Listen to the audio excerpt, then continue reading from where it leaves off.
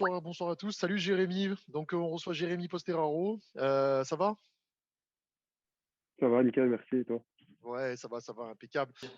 Alors, ben, salut Quentin. Salut. Merci, un grand merci déjà d'avoir été disponible pour cette interview, cette série en fait de la passe D. Spécial Canet, spéciale qualification en fait pour vous.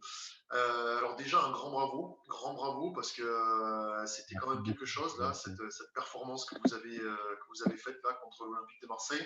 Alors déjà première question que tout le monde se pose, est-ce que dans votre quotidien ça a changé quelque chose l'exposition médiatique en fait depuis cette victoire? Beaucoup sur les réseaux. Les réseaux, vraiment, ça a cartonné pendant 2 3 jours. Là, ça s'est un petit peu calmé. Donc voilà, ouais, ça a cartonné quand même pendant 2 3 jours sur les réseaux, mais après, non, ça va. Ouais, c'est vrai que ça a été un peu compliqué, surtout que déjà de base, je suis un peu réservé. C'est pas trop mon truc. Et là, c'est vrai que c'était un peu particulier de recevoir beaucoup de demandes, d'interviews. J'ai eu beaucoup de messages de félicitations pour moi et mes partenaires. Et c'est vrai que c'était pas facile à gérer quand on n'a pas l'habitude de recevoir toutes ces demandes. Alors après, même si c'est pas forcément ta personnalité, c'est vrai que c'est gratifiant parce que ça fait toujours plaisir à un joueur ben, quand tu reçois autant de messages de témoignages, voilà, de gratitude en fait quoi du coup quoi, tu vois, où les mecs ils sont contents pour vous, pour toute une ville, et puis en plus derrière, ben voilà, tu reçois ces sollicitations, c'est toujours agréable quoi en fait quoi. Ah oui, c'est sûr qu'après, ça fait toujours plaisir de recevoir des compliments. Surtout qu'en plus, c'était un super match contre l'Olympique de Marseille. Donc, on savait que ça allait être repris et surtout très regardé. Donc, c'est vrai que pour nous, la ville et les jeunes joueurs même de notre équipe, c'est très important pour eux d'être mis en avant, quoi. Alors chaque année, on le sait, il y a une petite équipe en fait qui se qualifie, qui élimine un gros. Il y en a même plusieurs, mais là, ça devient ça se commence à se démocratiser. Il n'y a plus des 10-0 comme on voyait avant. Le football, là, vraiment, ça commence un peu à plus à s'équilibrer. Donc, on va quand même parler du contexte, le contexte sanitaire, qui fait que vous avez joué 9 matchs. Donc, on le rappelle, hein, vous êtes en N2, vous êtes en CFA. 2 victoires, 4 nuls, 3 défaites. 12e sur 16. Le dernier match, c'était le 23 octobre avec un nul contre Trélissac. C'est ça. Vous avez joué aussi parcours en Coupe de France, rentré au 7e tour à Coulommiers, vous vous qualifiez au penalty. Après le 8e tour, c'est Saint-Clément-Montferrier, vous gagnez 2-0, qui est en DH. Ouais. Le 64e tour, vous gagnez encore au tir au but contre le Stade Poitvin, qui est UN3, une N3, enfin Mm. ancienne CFA2. Daniel Riolo, je ne sais pas si tu l'as entendu, il a dit que l'OM avait perdu contre une équipe qui s'entraînait en télétravail. 12 matchs officiels depuis août. Avant l'OM, vous aviez 3 matchs officiels depuis octobre. Donc, comment vous avez préparé ça? Vous avez fait de la vidéo? Vous avez fait comment en fait quoi? Ouais, c'est vrai qu'après, pour tous les matchs, le coach il nous fait un peu de vidéos pour savoir qui on va avoir en face, tout ça. Bon, après, c'est vrai que l'OM, on savait qui on allait avoir en face parce qu'on est quasiment tous supporters de l'équipe. Et après, par contre, on a un préparateur, Rémi Faugère aussi, qui nous a Ouais. fait de grosses séances avec Julien Lamour et le coach lui-même. Si je dis pas de bêtises, du coup, du confinement, deuxième confinement, du coup, de octobre à janvier. À janvier, on n'a pas eu d'entraînement, peut-être décembre. Du coup, on a repris les entraînements dès qu'on a su qu'on allait reprendre la Coupe de France. On a vraiment, vraiment bien bossé. Après, chacun a travaillé de son côté. Ouais, c'est ce que je veux dire, vous avez travaillé individuellement On a chacun. eu, on a eu un programme, à suivre. Du coup, on a chacun travaillé de son côté. Après, à échelle personnelle ou non, parce qu'il y en a qui bossaient quand même. Et après, voilà, du coup, dès qu'on a repris les entraînements, tout le monde s'est vraiment focus sur la Coupe de France. Vraiment, c'était vraiment très professionnel, tout ce qu'on a fait. Et c'est vrai qu'on a vraiment bossé, on se regardait. C'est vrai qu'à la fin des entraînements, c'est pas facile. Et au final, ça a payé parce qu'on a réussi à rivaliser physiquement et techniquement avec une équipe de Ligue 1, quoi. Donc, c'est gratifiant. Et voilà, quoi. Après, c'est passé, à chaque tour, c'est passé. Après, peut-être qu'il y a eu des matchs où on a eu plus de chance que d'autres. Mais voilà, on a toujours réussi à garder la tête froide et rester vraiment concentré sur notre objectif. Et du coup, ça nous a mené à ce match où on a créé l'exploit. Justement, on a senti beaucoup de sérénité chez vous, beaucoup d'application, beaucoup de concentration sur tout ce que vous faisiez. Toi, comment tu l'as ressenti sur le terrain? On a senti même qu'à un moment, à certains moments, vous étiez supérieur à l'OM et sur plusieurs phases. Le premier sur le coup franc, ça part du côté droit, ça se construit bien, et la deuxième, elle est superbe cette action en fait quoi. Donc, comment tu vous as senti, toi, au départ, et comment tu as senti l'OM aussi? Alors, je les ai sentis fatigués, déjà. Fatigués. Il manquait de jus, j'avais l'impression. Il n'y avait pas de rythme. Ils ne mettaient pas de rythme. Ils nous laissaient beaucoup d'espace. On avait vraiment le temps de se retourner, en fait. Moi, dès que j'avais le ballon, en fait, j'avais vraiment un vide devant moi. Je pouvais accélérer, je pouvais faire tout ce que je voulais. Et du coup, j'en ai vraiment profité parce que s'il n'y a pas de pressing, moi, j'avance dans tous les cas. Et vraiment, voilà, je ne les ai pas sentis à leur niveau. Enfin, pour, comment dire, pour jouer contre une équipe de National 2, je m'attendais vraiment à ce qu'on se fasse rentrer dedans, à ce qu'ils fassent quand même du jeu, qu'ils produisent du jeu, voilà, qui nous montrent leur professionnalisme, quoi. Et Mmh. au final, en fait, le professionnalisme, c'est nous qui l'avons montré. Je pense qu'on a tous joué libéré. On savait que dans tous les cas, on n'avait rien à perdre hein, sur ce match. On était un peu le petit poussé. On avait tout à gagner. Et le coach nous avait dit avant le match de croire en nos chances, qu'il croyait en nous. Donc on n'a rien lâché. On a fait le match parfait, en fait, je pense. À chaque fois qu'ils avaient le ballon, on était là, on était au contact. À chaque fois que nous, on avait le ballon, on mettait du rythme, voilà, quoi. Il y avait vraiment beaucoup de production de jeu, nous. Et eux, en fait, ils se parlaient même pas. Défensivement, ça se parlait pas. Pour moi, on a fait le match parfait, quoi. Il y a pas eu de... On n'a pas fait d'erreur. On a été sérieux, rigoureux. Et franchement, on a fait un super match. Ouais. Ça faisait pas d'appel, il y avait rien de tout ça, en fait. Et moi, j'avais vraiment pas l'impression de voir un club professionnel en face de moi. Parce que moi, j'ai déjà eu la chance de jouer contre des clubs pro en Ligue 2 et même en match amicaux, parce que nos prépas, en fait, on jouait contre des clubs de Ligue 1. On Mmh. a joué contre Lyon. Et j'ai le souvenir vraiment d'avoir des mecs en face de moi où on se disait qu'on allait prendre le bouillon, quoi. Ouais, Et, tu et ressentais là, ça. en fait, moi, je ne l'ai vraiment pas ressenti comme ça. Je trouve que même durant toute la semaine, en fait, il y avait vraiment une atmosphère où on savait déjà qu'on allait vraiment tout arracher sur le terrain, qu'on allait vraiment mettre du rythme, mais vraiment pas à ce point. Je ne pensais pas qu'on allait produire autant de jeux, qu'on allait autant prendre de plaisir, en fait, à jouer au foot, tout simplement. Parce qu'on a senti que c'était homogène en plus, quoi. Il y en a pas un qui était Voilà, moins bon que l'autre, en voilà. fait, quoi, du coup, On quoi. est Vous on avez s'est tous été tous au on haut s'est niveau. tous mis au niveau. On s'est tous mis au niveau. Et même quand on a pris le but, je trouve qu'on était vraiment serein. Mmh. On n'a pas paniqué, enfin, on est vraiment resté focus sur notre objectif. Le coach aussi, à la mi-temps, quand il nous a parlé, voilà, il était vraiment serein, il avait confiance en nous, il savait de toute façon, enfin, qu'on allait peut-être prendre un but, qu'on allait, s'il faut, peut-être pas en marquer. Mais voilà, quoi, enfin, on est vraiment resté concentré sur notre objectif. On savait qu'on allait peut-être pas Première avoir de occasion. chance ou enfin voilà quoi, peut-être qu'on allait peut-être même pas marquer. Au final, on a réussi à en mettre un direct en fait et je pense que c'est ça aussi qui nous a mis vraiment dans le match. De sentir enfin, le fait d'avoir marqué un but en fait, Libéré. ça nous a encore plus en fait libéré. On a réussi à produire encore plus de jeux et vraiment, je trouve que c'était vraiment un match exceptionnel quoi, parce que produire autant de jeux face à une équipe comme ça, euh, je pense pas qu'il y en a eu beaucoup qui ont fait ça. Surtout qu'en plus, bon, ben, on va pas se cacher, là, la reprise du N2, bah, ça s'annonce compliqué. Donc en fait, là, c'était un peu la carotte, quoi. Ça veut dire que soit vous passiez et ça continue l'aventure, soit, ben, la saison, elle est terminée, quoi, en soi, quoi. Ouais, tout à fait. Là, c'est un peu notre, notre pain, quoi, la Coupe de France. Sans ça, c'est vrai que la compétition aurait pu s'arrêter depuis un petit moment déjà. Mmh. Donc, c'est vrai qu'on se l'était dit. Et voilà, on a tout mis en œuvre pour essayer d'aller le plus loin possible et de continuer à avoir des matchs le week-end. Non, non, non, c'est clair.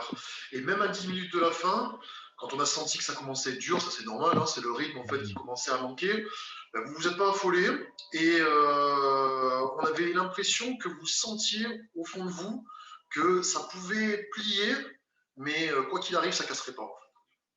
Ouais, enfin, après, enfin, voilà, quoi. Pendant 10 minutes, on a reçu des vagues, hein. On Ouais, a reçu des ouais. vagues, mais au final, c'était pas des vagues dangereuses. Parce qu'ils s'approchaient de la surface, mais ils y rentraient jamais. On a fait que défendre, quoi. Ils étaient vraiment aux abords de notre surface. Et ils restaient aux abords de la surface et ils se faisaient des passes, ils faisaient tourner. On a Ouais. été costaud et on a resserré les lignes. On n'a pas laissé d'espace. Et en fait, jamais ils ont réussi à créer un décalage parce que vu que le coach, en fait, il nous a mis à 5, il a fait rentrer Pascal vraiment au milieu de la défense. Et nous, en fait, on a pris vraiment tout l'espace, quoi. Et en fait, ils n'arrivaient pas à créer de décalage parce qu'à chaque fois, on arrivait à sortir dessus. À chaque fois qu'il recevait le ballon, il n'arrivait pas à se retourner. Et les seules fois où ils ont réussi à mettre un peu de rythme, Ben, au final, on réussissait à les contrer et à balancer devant, ou à reproduire une contre-attaque ou à. Et de surcroît, vous loupez à un moment donné la balle du 3-1 parce que je Ouais, crois qu'il y a un contrat avec votre attaquant, en fait, là, du coup, qui Raph, est. il avait plus de jambes. Il avait plus Ouais, de on jambes, il sentait qu'il était était mort. cuit. Mais il a fait beaucoup d'efforts aussi. Ouais, c'est vrai que franchement, dans le groupe, on vit bien, on s'entend tous bien, et je pense que on a besoin d'être unis dans des moments comme ça, parce que si un groupe n'est pas uni dans ce moment-là, peut-être qu'on aurait pris un but, on n'a rien lâché, on se parlait, on s'encourageait, tout le monde, alors qu'on était épuisé un peu mentalement et physiquement, et on voit que sur ça, on n'a rien lâché, quoi. Ouais, ça a été un bloc et ça a été un gros bloc solide, en fait. Et je pense que c'est le mental aussi qui a fait. On a l'impression que vous êtes une famille, en fait, en soi, quoi, en fait.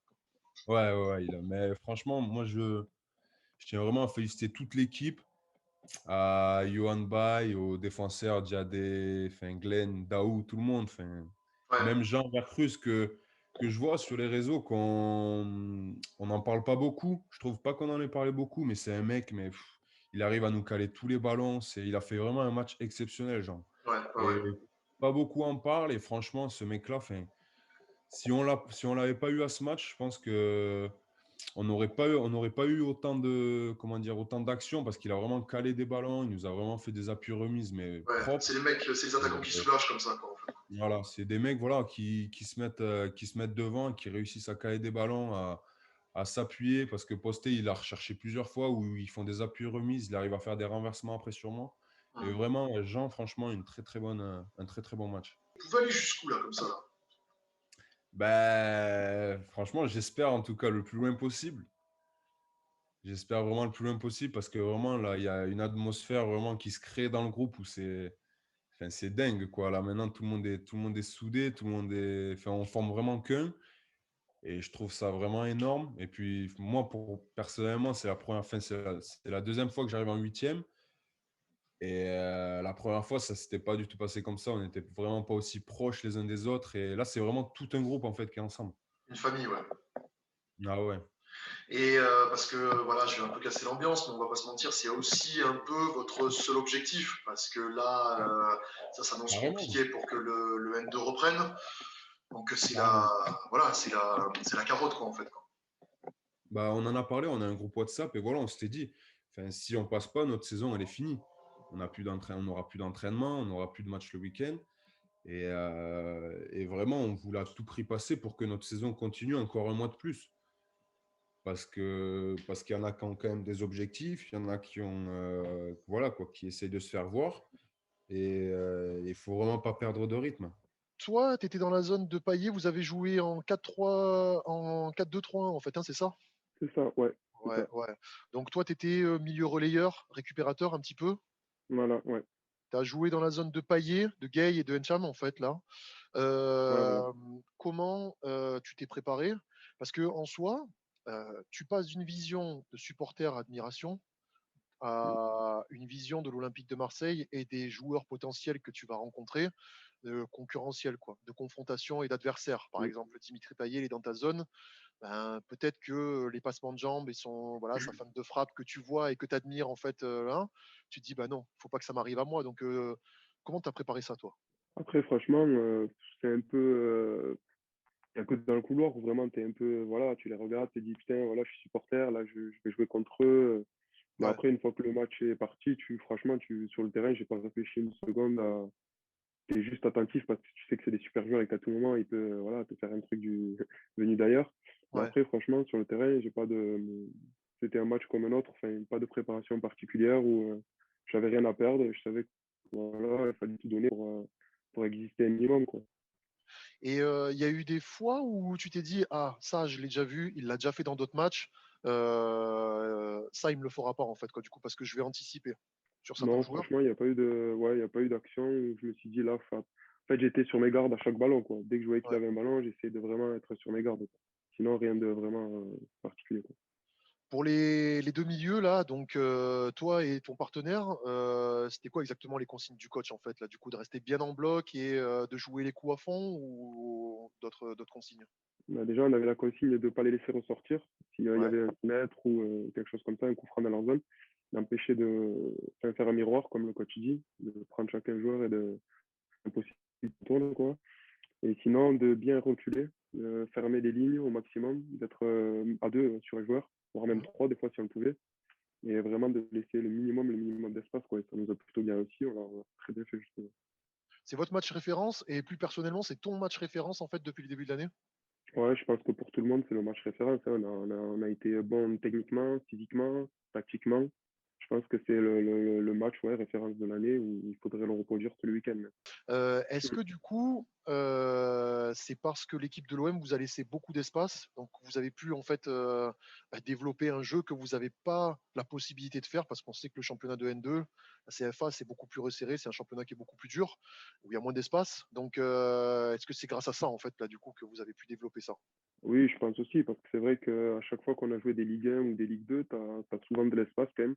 Si Mmh. tu arrives à réussir ton premier contrôle, c'est vrai que devant toi, tu as toujours 1 ou 2 mètres pour te lancer, tandis que c'est vrai qu'en N2, tu as toujours 2 mecs sur toi, c'est physique, ça joue au second ballon souvent.